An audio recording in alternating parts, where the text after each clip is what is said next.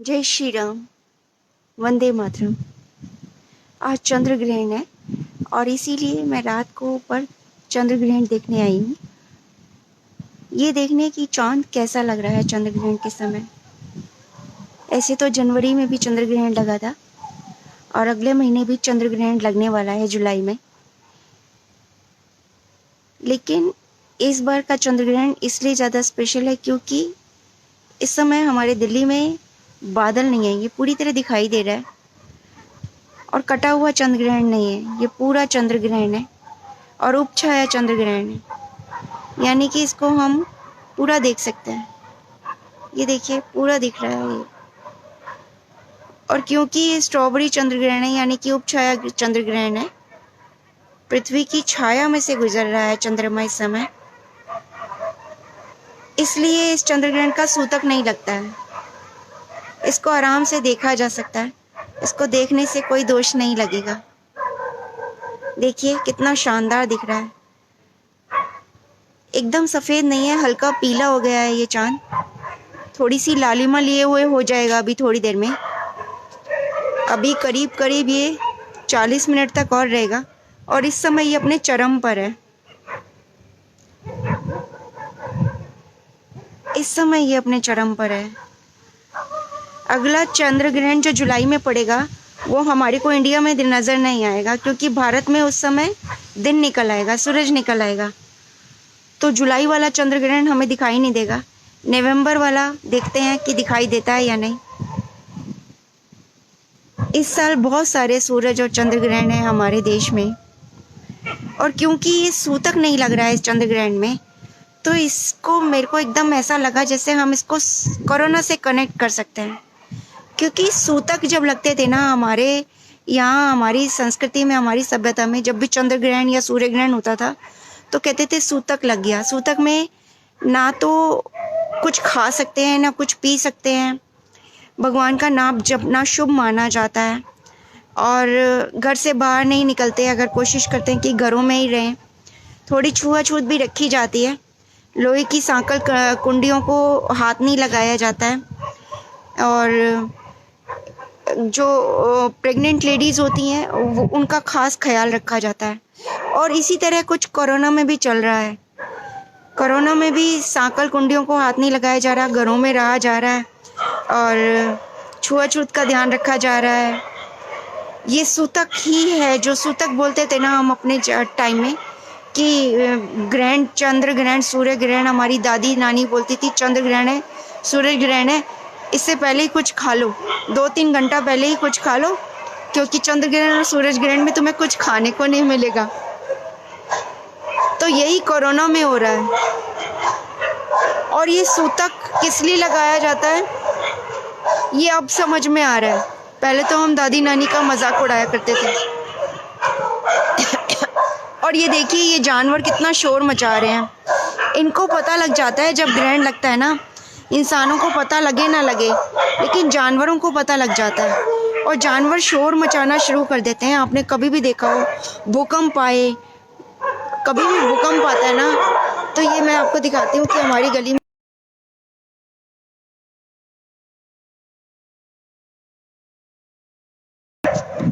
ये देखिए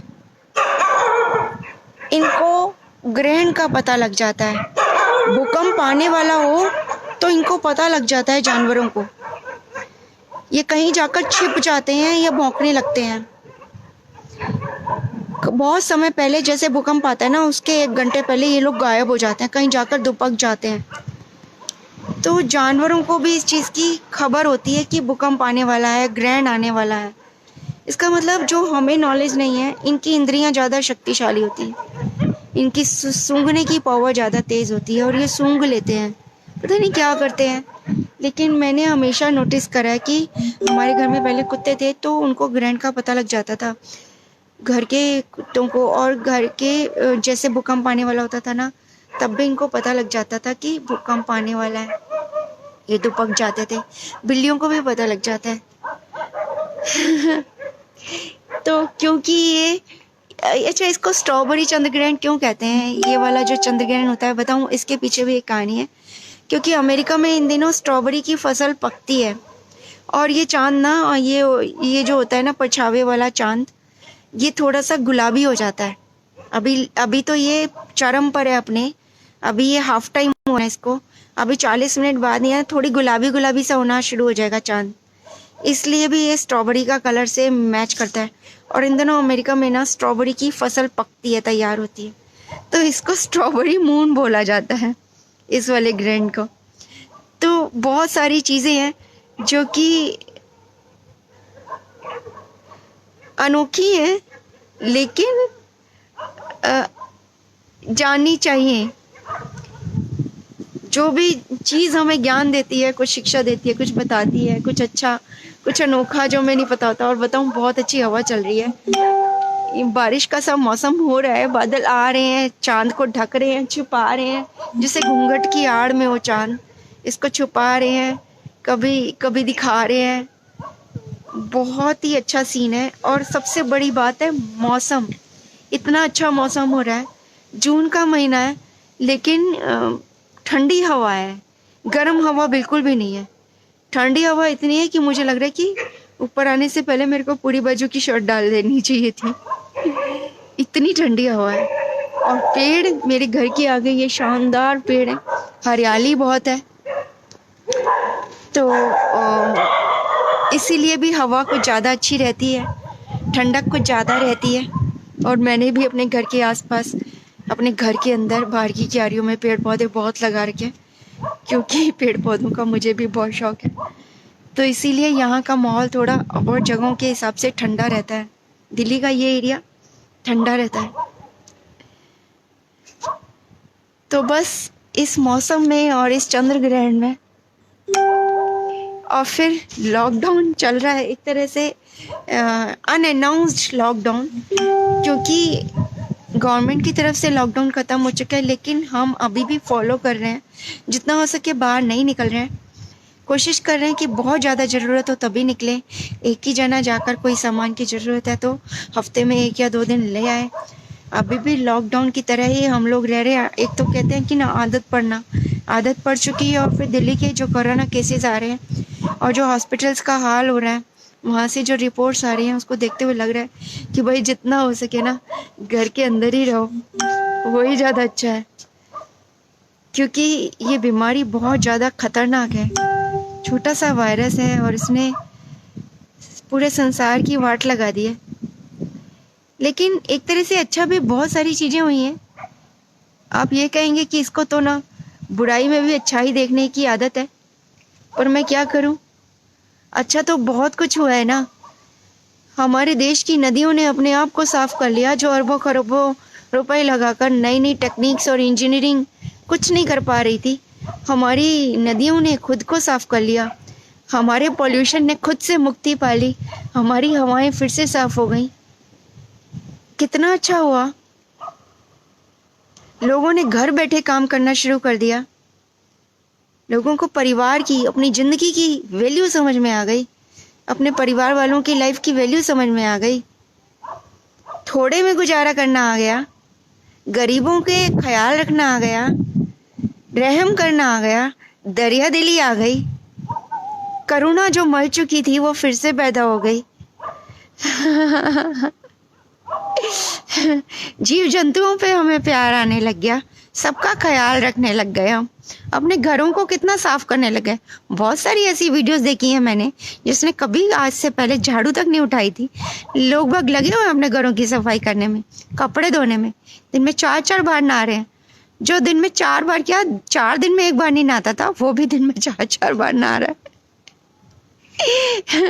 दिन में 2-3 बार तो सभी कपड़े भी बदल रहे हैं और सबको ढक के रख रहे हैं। पहले कहते थे ना घूंघट निकाल के रखो, नकाब पहन के रखो, किसी मजहब में नकाब पहनने को, किसी मजहब में घूंघट निकालना, मुंह ढकना, ये सब किस लिए होता था।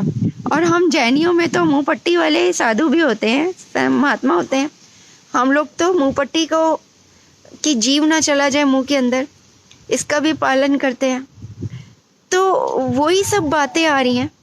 तो वो सब इसीलिए था शायद कि उस टाइम के लोग, पुराने ज़माने के लोग भी इतने ज़्यादा अवेयर थे कि कीट पतंगे, वायरस, विषाणु हमारे अंदर ना चले जाएं, इसलिए मुंह को ढक लो ताकि हमारी सारी इंद्रियां कवर हो जाएं। या फिर मुंह पट्टी वाले साधु भी इसीलिए, मुंह पट्टी वाले साधु तो खैर इसीलिए बांधते हैं कि मुंह से कोई जीवाणु ना चला जाए, जो हमारा मास्क बन गया है। तो मुंह को ढकना आ गया हमको। ये बहुत सारी चीजें आई हैं। पेड़ पौधों से हमें कितना प्यार हो गया। पहले कभी हमने पर्यावरण दिवस मना लेते थे, लेकिन पेड़ पौधों से जितना प्यार अब हम कोरोना काल में करने लग गए हैं, इनकी जितनी हम सेवा करने लग गए हैं, इनको जितना रोपण करने लगे हैं, ऐसा तो हमने पहले कभी नहीं किया होगा। बहुत कुछ बदल गया है। और सबसे बड़ी बात जो मुझे अच्छी लगी है ना, कि हमें कम में गुजारा करना आ गया, थोड़े में गुजारा करना आ गया। बहुत अच्छी अच्छी चीज़ें हुई हैं। हवाएं कभी इतनी साफ देखी थी? कभी गांव जाते थे तब इतनी साफ हवाएं मिलती थी हम लोगों को। अब तो शहरों की हवाएं इतनी साफ हो गई हैं, महानगरों की, दिल्ली जैसे शहर की। तो बहुत अच्छी बात है। और सबसे अच्छा और एक बात हुई है कि हमारे देश का ना नाम हुआ है संसार में। मतलब चाहे वो हमने मेडिसिन दूसरे देशों को दी हो, या फिर हमारा WHO में एंट्रेंस हो, या फिर जैसे हमारे पड़ोसी देशों के साथ जो सीमा पर विवाद हो रहे हैं, या कुछ और भी बात हो रही है, तो उसमें कोई देश मध्यस्थता करने आता था तो हम फौरन उसकी जी हजूरी करने लगते थे, उसे बड़ा बना देते थे। तो वही बंदर बांट होती थी, तो वही खा जाता था दोनों का हिस्सा। लेकिन इस बार ये भी अलग हुआ है। हमारे मोदी जी ने कह दिया कि नहीं, हम खुद फैसला कर लेंगे, हम खुद सुलह कर लेंगे, अभी ज़रूरत नहीं है, जब ज़रूरत होगी तो हम बोल देंगे। तो कितनी बड़ी बात है ना। संसार के मानचित्र पर भारत तो बहुत पहले से था, और जितना बड़ा अभी है उससे कई गुना बड़ा था, क्योंकि 15-16 बार देश का विभाजन हो चुका है, बहुत सारे देश बन चुके हैं टूट टूट कर। लेकिन जो भारत का कद बढ़ गया ना, अब इतना बड़ा कद तो भारत का पहले कभी नहीं था। तो ये सब भी कोरोना काल में ही हुआ है।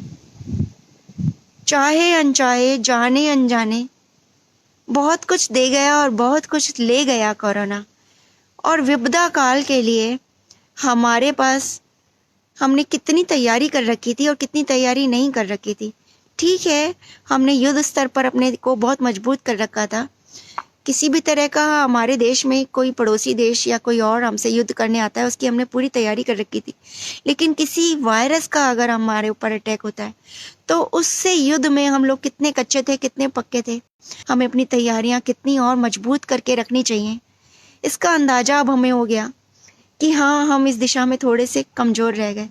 हमें अपनी तैयारियां कुछ ज़्यादा करके रखनी चाहिए। तो हमारे को हमारे पॉजिटिव और हमारे नेगेटिव दोनों पॉइंट्स बताए इस कोरोना ने, एक बुजुर्ग बनकर, हमारी दादी बनकर, हमारी नानी बनकर। तो इसमें भी हमारे को, मेरे को खासकर कोरोना काल में भी ऐसा लग रहा है कि किसी बुजुर्ग ने अपना आशीर्वाद के साथ कुछ ऐसा भी बताने की कोशिश करी है कि तुमने ये करा और ये नहीं करा, उल्हाना देते हुए, जैसे बुजुर्ग नहीं बताते थे कि तुमने ये नहीं करा, तुमने ये करा, चलो ठीक है कर लिया, लेकिन इसका भी ध्यान रखना। कुछ इस तरह का उल्हाना देता हुआ महसूस होता है मुझे कोरोना। तो हर चीज़ का स्वागत करना चाहिए, हर चीज़ के पॉजिटिव पॉइंट्स देखने चाहिए, ढूंढने चाहिए, और जीवन जितना भी है, जैसा भी है, उसको फुल जीना चाहिए। ऐसे जीना चाहिए कि आज हमारा आखिरी दिन है, कल हो ना हो, आज जी भर जी लो, और हर पल हमको, हर पल खुशियाँ देता जाए और जीवन की एक नई सीख देता जाए, जो हमारे आगे जीने के लिए इसी चांद की रोशनी का काम करे। जैसे चांद, देखिए ग्रहण में भी कैसे लाइट बिखेर रहा है ना, कितनी रोशनी दे रहा है। तो ये कोरोना में भी हमें ऐसी ही लाइट फैलानी है। एक तरह से ये ग्रहण ही तो है ना कोरोना, लेकिन बिना सूतक वाला ग्रहण लग रहा है अब ये मुझे, बिना सूतक वाले चांद की तरह। जब इतनी पॉजिटिविटी कहीं नजर आ जाती है ना, तो उसकी नेगेटिविटी कम होने लग जाती है। बेशक से कोरोना बहुत ज़्यादा फैल रहा है, बहुत ज़्यादा केसेस बढ़ रहे हैं, इसके पीक पर है इस समय कोरोना हमारे इंडिया में।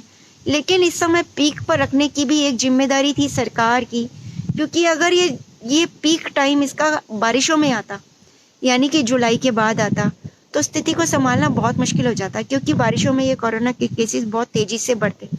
अभी ये हज़ारों में हो रहा है तो वो लाखों में हो जाता। इसीलिए ये लॉकडाउन को खोला गया, और लॉकडाउन को खोलना देश की इकोनॉमी के लिए बहुत ज़रूरी था।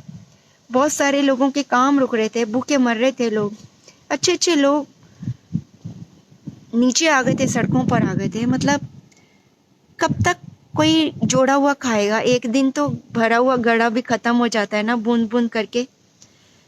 तो लोगों के घड़े खत्म हो गए थे, तो इसीलिए लॉकडाउन खोलना पड़ा। और सबसे पहले लॉकडाउन हमारे देश में ही लगा जैसे ही कोरोना आया, और सबसे लंबे टाइम तक भी हमारे ही देश में लगा।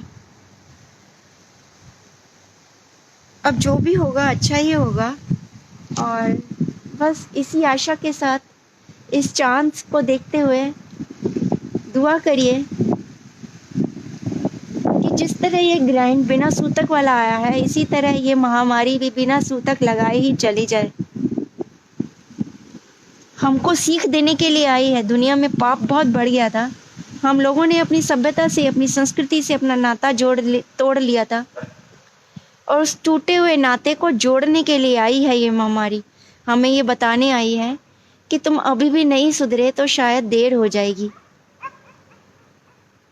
तो भगवान को हम यही प्रॉमिस करते हैं कि हे प्रभु, हम समझ गए हैं तेरा इशारा, अब हम ध्यान रखेंगे, और अब हमें माफ़ कर दे। बस अब ये महामारी और नहीं, ये बाढ़ और नहीं, ये भूकंप और नहीं,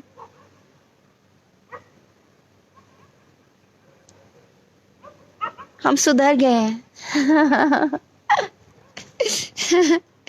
चलिए अब सो जाइए। गुड नाइट, जय श्री राम।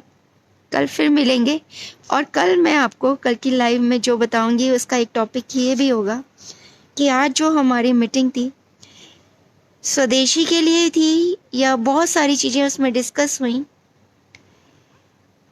और जो सबसे बड़ी बात जो डिस्कस हुई है उसको कल मैं शेयर करूंगी कल के लाइव में, और एक बहुत बड़ी बात है, तो आप ज़रूर देखिएगा। अगर मौसम अच्छा रहा तो कल शाम की जगह मैं कल दिन में ही लाइव डाल दूँगी, टाइम मिला तो। अब बताइएगा किस समय आप लोग फ्री होते हैं। क्या आप अभी भी लॉकडाउन में मेरी तरह चल रहे हैं, या आपने बाहर निकलना बिल्कुल नॉर्मल शुरू कर दिया है? ये भी ज़रूर बताइएगा। चलिए, जय श्री राम, फिर मिलते हैं।